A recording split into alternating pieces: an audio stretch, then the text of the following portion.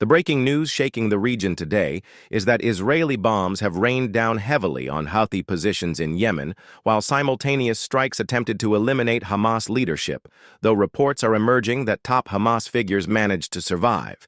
This story intertwines multiple conflicts, different factions, and wider geopolitical stakes into a single dramatic escalation that is already sending shockwaves across the Middle East and beyond. For many observers, this is not just about one airstrike or one battle, but rather about a broader conflict map where Yemen, Gaza, and regional power players like Iran are connected. The decision by Israel to expand operations into Yemen illustrates a striking shift in its military doctrine, moving beyond immediate threats in Gaza or Lebanon toward a strategy that targets perceived dangers at their source, no matter how far away they may be.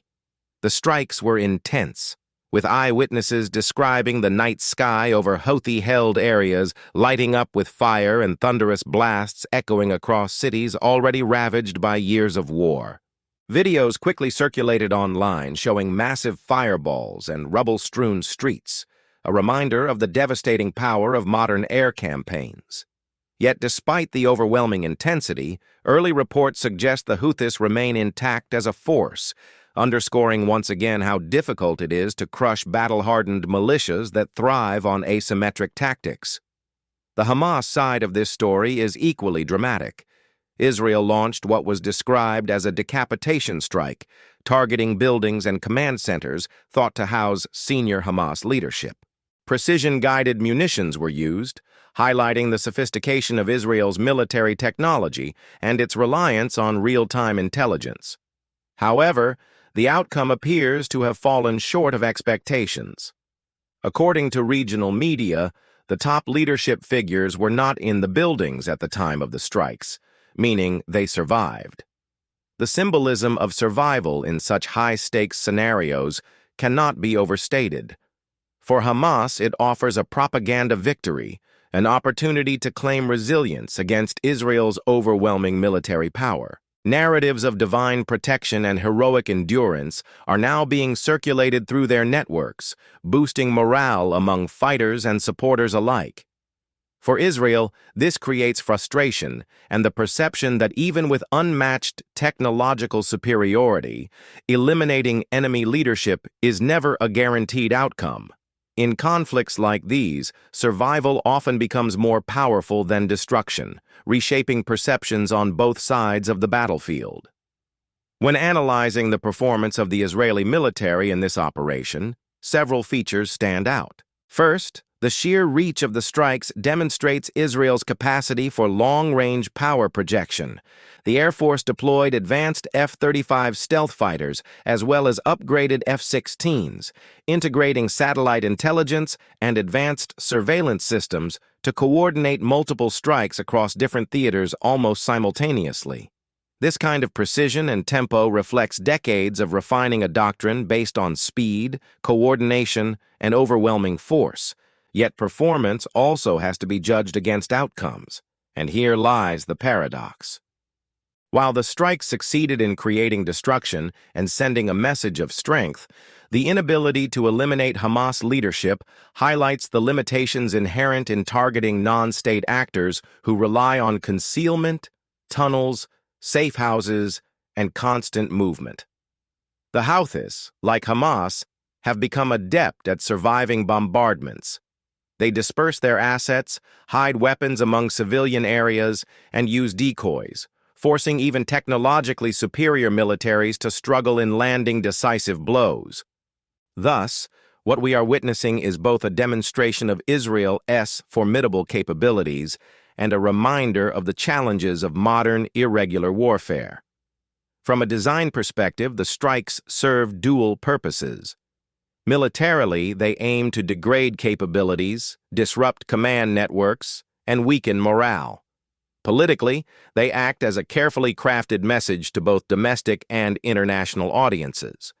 Domestically, Israeli leaders can present these operations as proof that the government is taking action against all threats, not just those on its borders. Internationally, the strikes convey a warning to adversaries like Iran that Israel is willing to expand the battlefield to wherever hostile proxies are located. The Houthis are backed heavily by Iran, as is Hamas, and by linking these two fronts, Israel is sending a strong signal about its readiness to confront Tehran's influence head-on. But there is also a risk embedded in this design. Expanding the scope of conflict risks overstretching Israel's resources and opening new fronts that could spiral out of control.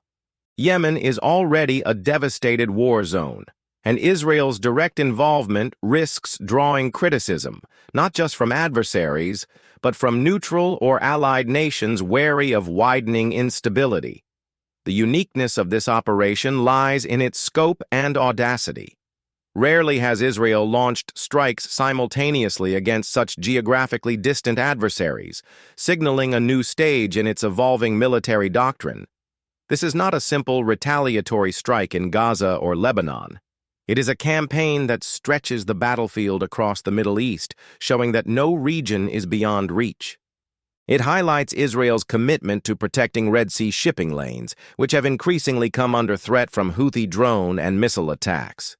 For Israel, ensuring maritime security is vital, not just for its own economy, but for global trade routes. By striking in Yemen, Israel is taking a stand against a group that poses an international as well as a national threat.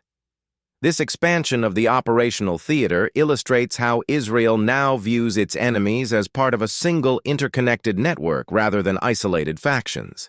Gaza, Lebanon, Syria, and Yemen are all nodes in the larger system of Iranian-backed militancy, and Israel's strategy is evolving to confront this system as a whole rather than piecemeal. For general viewers trying to make sense of the story, it is important to grasp the human and symbolic dimensions. The sheer destruction caused by air campaigns makes for dramatic visuals, but beneath the spectacle lies a sobering truth. Civilians are once again caught in the crossfire. In Yemen, already devastated by years of conflict, these bombings add to a humanitarian catastrophe. For Hamas, the survival of leaders becomes more than a military fact. It becomes a story of endurance, defiance, and symbolic triumph. These competing narratives feed into the broader psychological warfare that is so central to conflicts in the Middle East. Modern wars are fought not only with bombs and missiles, but also with stories, perceptions, and propaganda. The fact that Hamas leaders survived will echo through their speeches, their media outlets, and their recruitment channels, even as Israel insists the strikes degraded Hamas infrastructure. Both sides can spin the same events in radically different ways, shaping how their supporters and the wider world interpret the outcomes. Geopolitically, the strikes raise serious questions about timing and coordination. Did Israel coordinate with the United States before striking Houthi targets, given Washington's own involvement in Yemen through drone campaigns and naval operations? Were the strikes intended to reassure Gulf allies like Saudi Arabia and the United Arab Emirates, who have fought the Houthis for years? Or were they primarily designed as a warning to Iran that its proxies are vulnerable anywhere in the region? Each possibility carries implications. If coordinated with the U.S., it signals a deepening of strategic cooperation. If aimed at Gulf allies, it could strengthen emerging security alignments between Israel and Arab states. If directed at Iran, it risks provoking a wider escalation that could draw the entire region into deeper conflict. The fact that these strikes touch on so many strategic layers makes them more than just military events. They are geopolitical signals with multiple audiences. Looking at the broader impact, these developments are likely to inflame tensions rather than reduce them. Hamas may retaliate with renewed rocket attacks, Houthis may strike back with long-range drones or missiles aimed at shipping lanes or even Israeli territory, and Iran may see in this an opportunity to tighten its grip on its proxy network. The cycle of action and reaction is well established, and each new escalation feeds into it. What stands out here is the breadth of the escalation. Instead of being confined to Gaza or southern Israel, the conflict now stretches across thousands of kilometers. tying together the fates of communities in Yemen, Gaza, and beyond. This interconnectedness raises the stakes for everyone involved, from ordinary civilians to global shipping companies to regional powers weighing their next moves. For analysts and viewers alike, the key theme is the paradox of modern warfare. Israel demonstrated incredible reach, precision, and destructive capability. Yet the survival of Hamas leaders and the resilience of the Houthis reveal the limits of even the most advanced militaries when facing determined, decentralized insurgent groups. Superior technology can inflict devastating damage, but it cannot easily eliminate ideologically driven adversaries who thrive on survival and symbolism.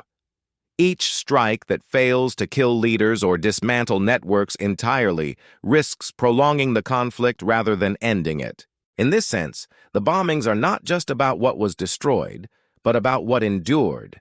And what endured may prove more influential in shaping the next phase of conflict. The humanitarian dimension cannot be ignored. Yemen is already one of the world's worst humanitarian crises, with millions on the brink of famine and healthcare systems in ruins. Adding another layer of bombing only worsens the plight of civilians. For Israel, the challenge is balancing its security imperatives with the global scrutiny that comes whenever civilian suffering is amplified by media coverage. For Hamas, the survival of leadership figures means they can continue projecting an image of defiance, even as ordinary Gazans bear the brunt of retaliatory campaigns. In both Yemen and Gaza, ordinary people find themselves trapped between military strategies and political narratives, carrying the heaviest burden of conflicts they cannot control. From a broader lens, this episode reflects the shifting nature of warfare in the 21st century. Borders mean less when adversaries are transnational networks backed by powerful states. Precision technology, no matter how advanced, struggles against movements that adapt, disperse, and embed themselves in civilian life. And symbolic victories, like the survival of leadership under fire, can carry as much strategic weight as any battlefield outcome. Israel's strikes may have shown unmatched power, but they also highlight the enduring challenges of fighting insurgencies and proxy wars across an increasingly interconnected Middle East.